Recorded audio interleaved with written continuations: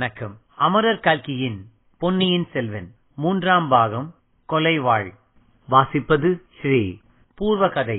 1100 ஆண்டுகளுக்கு முன்பு சோழ நாட்டின் சிறு பகுதியை ஆண்டு வந்த விஜயாலய சோழன் தஞ்சை முத்தரையர்களிடமிருந்து தஞ்சாவூரை கைப்பற்றினான். சோழ பேரரசுக்கு அவன் அஸ்திவாரம் அமைத்தான். விஜயாலய சோழன் குலத்தில் ஒருவர் பின் ஒருவராக பல வீர மன்னர்கள் தோன்றினார்கள். சிதம்பரம் கோயிலுக்கு பொற்கூரை வைந்த முதலாவது பராந்தக சக்கரவர்த்தி பாண்டிய நாட்டையும் ஈழத்தில் பெரும் பகுதியையும் வெற்றி கொண்டார். வடக்கே வடபெண்ணை வரையில் அவருடைய ஆதிக்கம் வியாபித்தது. பராந்தகரின் அந்திய காலத்தில் வடக்கே இருந்து இரட்டை மண்டலத்து மாபெரும் சைன்யம் சோழ நாட்டின் மீது படையெடுத்து வந்தது. பராந்தகரின் மூத்த புதல்வர் ராஜாதித்யர் அரக்கோணத்துக்கு அருகிலுள்ள தக்கோலத்தில் அந்த மாபெரும் சைன்யத்துடன் வீரப்போர் புரிந்து உயிர் துறந்தார். யானை மீதிருந்தபடியே இறந்தபடியால் யானை மேல் துஞ்சிய தேவர் என்று புகழ் பெற்றார். ராஜாதித்யர் இறந்தார். எனினும் இரட்டை மண்டலத்து படையெடுப்பு அதனால் தடுக்கப்பட்டது. பராந்தக சக்கரவர்த்திக்கு பிறகு அவருடைய இரண்டாவது புதல்வர் கண்டராதித்தர் சிம்மாதனம் ஏறினார். அச்சமயம் அவருக்கு பிள்ளை இல்லை. ஆகையால் அவர் தமது சகோதரர் அரிஞ்சய சோழரின் புதல்வரான சுந்தர சோழருக்கு இளவரசு பட்டம் சூட்டினார். கண்டராதித்தர் சிறந்த சிவபக்தர். முதிர்ந்த வயதில் அவர் மழவரையர் மகளை மணந்து கொண்டார். செம்பியன் மாதேவி என்ற பெயருடன் விளங்கிய இக்கோமகளும் சிவபக்தியில் சிறந்தவள். கண்டராதித்தரின் அந்திய காலத்தில் செம்பியன் மாதேவிக்கு ஒரு புதல்வன் பிறந்தான். அவனுக்கு மதுராந்தகன் என்று பெயர் சூட்டினார்கள். பழைய ஏற்பாட்டின்படி கண்டராதித்தருக்கு பிறகு அரிஞ்சயர் சிங்காதனம் ஏறி 1 வருஷத்துக்குள் உயிர் துறந்தார். அவருக்கு பிறகு சுந்தர சோழர் சிங்காதனம் ஏறினார். சுந்தர சோழரின் காலத்தில் சோழ சாம்ராஜ்யம் மீண்டும் வளர்ந்து பரவலாயிற்று. சுந்தர சோழர் திருக்கோவலூர் மலையமான் மகளாகிய வானமகாதேவியை மணந்து கொண்டார். இவர்களுக்கு ஆதித்த கரிகாலன், அருள்மொழிவர்மன் என்னும் 2 புதல்வர்களும் குந்தவை பிராட்டி என்னும் புதல்வியும் பிறந்தார்கள். ஆதித்த கரிகாலன் இளம் பிராயத்திலேயே மகாவீரன் என புகழ் பெற்றான். மதுரையில் மீண்டும் தலை தூக்க முயன்ற வீரபாண்டியனை போரில் கொன்று வீரபாண்டியன் தலை கொண்டவன் என்னும் பட்டமும் பெற்றான். பின்னர் இவன் பட்டத்து இளவரசனாகி காஞ்சியில் வசித்து வந்தான். காஞ்சியில் இவன் ஒரு பொன் மாளிகை கட்டினான். சுந்தர சோழர் காஞ்சிக்கு வந்து அந்த பொன் மாளிகையில் சில காலம் தங்கியிருக்க வேண்டும் என்று கோரி வந்தியத்தேவன் என்னும் வாலிப வீரனிடம் தந்தைக்கு ஓலை கொடுத்து அனுப்பினான். அச்சமயம் சுந்தர சோழர் தஞ்சாவூர் அரண்மனையில் பாரிச வாய்வு நோயினால் பீடிக்கப்பட்டு படுத்த படுக்கையாயிருந்தார். தஞ்சையில் பழுவூர் குறுநில மன்னர்களாகிய பெரிய பழுவேட்டரையர், சின்ன பழுவேட்டரையர் என்னும் சகோதரர்கள் மிக செல்வாக்கு பெற்றிருந்தார்கள். இவர்களுடைய அனுமதியின்றி யாரும் சுந்தர சோழரை பார்க்க அனுமதிக்கப்படுவதில்லை. பெரிய பழுவேட்டரையர் 60 வயதுக்கு மேல் நந்தினி என்னும் பெண்ணை மணந்து கொண்டிருந்தார். நாட்டில் பலருக்கும் அருவருப்பை அளித்த இந்த நிகழ்ச்சிக்கு பிறகு பெரிய பழுவேட்டரையரின் அறிவும் ராஜபக்தியும் தடுமாற்றமடைந்தன.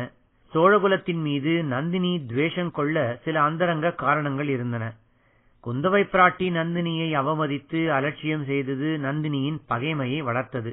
இதிலிருந்து சோழ சாம்ராஜ்யத்தில் ஒரு பெரிய சதியாலோசனை தொடங்கியது. பழுவேட்டரையர்கள், கடம்பூர் சம்புவரையர்கள் முதலிய சோழ சாம்ராஜ்யத்தின் குறுநில மன்னர்களும் பெருந்தரத்து அதிகாரிகளும் இந்த சதியாலோசனையில் ஈடுபட்டார்கள்.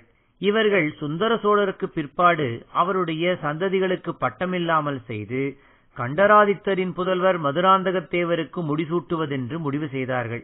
இந்த நிலைமையில் சுந்தர சோழரின் வம்சத்தை அடியோடு நிர்மூலம் செய்வதென்று கொலைகார கூட்டம் ஒன்று மந்திரவாதி ரவிதாசனின் தலைமையில் வேலை செய்து கொண்டிருந்தது.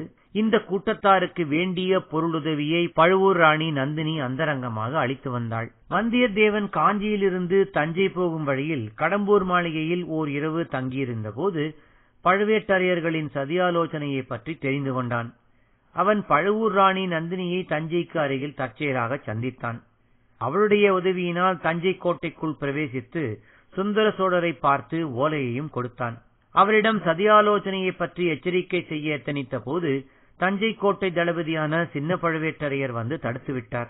பிறகு வந்தியத்தேவன் தஞ்சை கோட்டையிலிருந்து பொக்கிஷசாலை சுரங்க வழியின் மூலம் தப்பித்து வெளியேறி பழையாறையை அடைந்தான். அங்கே குந்தவை தேவியிடம் தான் அறிந்த விவரங்களை கூறினான்.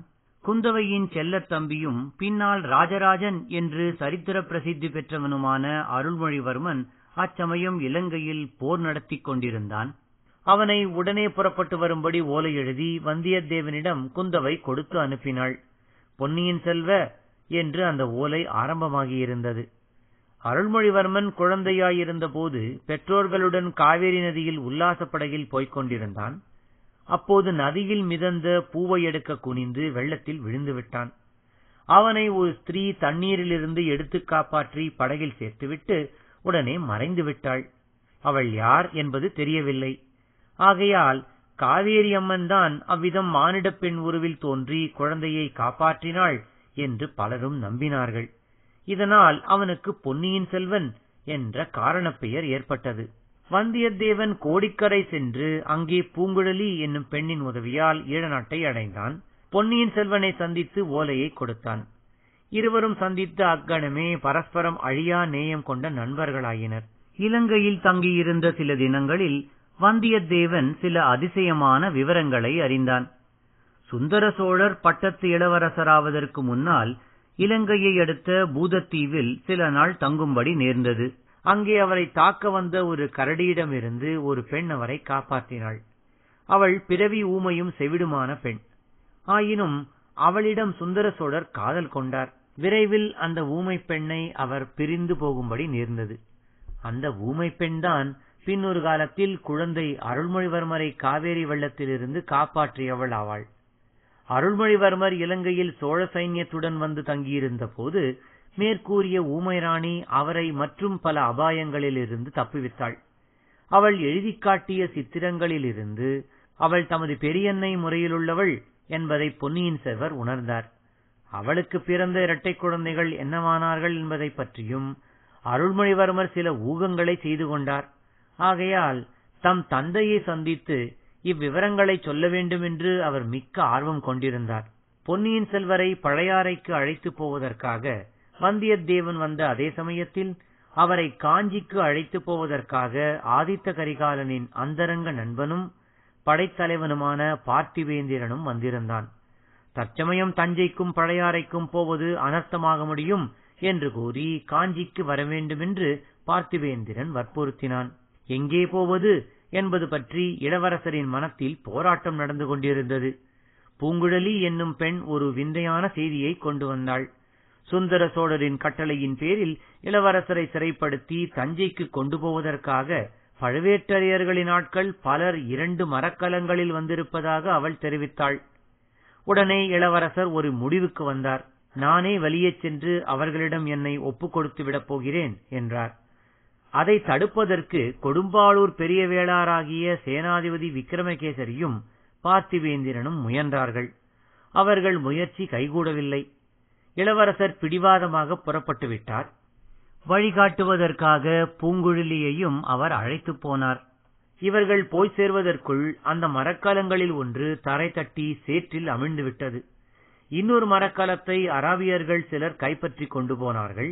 அந்த கப்பலில் இளவரசர் போகிறார் என்று தவறாக எண்ணி வந்தியத்தேவன் முரட்டுத்தனம் செய்து அதில் ஏறிக்கொண்டான். அவனை அராபியர்கள் பிடித்து கட்டி போட்டார்கள். அதே கப்பலில் ஏறியிருந்த மந்திரவாதி ரவிதாசனும் அவனுடைய தோழனும் அராபியர்களை கொன்றுவிட்டு வந்தியத்தேவனை தனியாக கப்பலில் விட்டுவிட்டு படகில் ஏறிச் சென்றார்கள். அச்சமயம் அகோரமான சுழற்காற்று வந்து கப்பலை தாக்கியது. வந்தியத்தேவன் அக்கப்பலில் போவதை அறிந்து பொன்னியின் செல்வர் பார்த்திவேந்திரனுடைய கப்பலில் ஏறி அதை பின்தொடர்ந்து சென்றார். இந்த கப்பலும் சுழற்காற்றில் அகப்பட்டுக் கொண்டு தத்தளித்தது. ஆயினும் கப்பலை செலுத்த கை தேர்ந்த மாலுமிகள் இருந்தபடியால் சமாளித்துக் கொண்டார்கள். வந்தியத்தேவன் தனியாக இருந்த கப்பலின் பாய்மரத்தின் மேல் இடி விழுந்து அது பற்றி எரியத் தொடங்கியது. அதனால் ஏற்பட்ட வெளிச்சத்தில் வந்தியத்தேவனை பார்த்துவிட்ட அருள்மொழிவர்மர் அவனை காப்பாற்றுவதற்காக படகில் ஏறிச் சென்றார். மலை போன்ற அலைகளுடன் போராடிக் கொண்டு சென்று அவனை காப்பாற்றினார். ஆனால் அவர்கள் பின்னர் ஏறிய படகின் பேரில் முழுகிய கப்பலின் பாய்மரம் ஒன்று தாக்கி படகு உடைந்து போய்விட்டது. இருவரும் அப்பாய்மரத்தை பிடித்துக் கொண்டு மிதந்து வந்து பூதத்தீவை நெருங்கினார்கள். அச்சமயம் பூங்குழலி படகு விட்டுக் கொண்டு வந்து அவர்களை கரை சேர்த்து காப்பாற்றினாள். இத்துடன் பூர்வகதை நிறைவடைந்தது. இனி முதல் அத்தியாயம் கோடிக்கரையில் சந்திப்போம். நன்றி, வணக்கம்.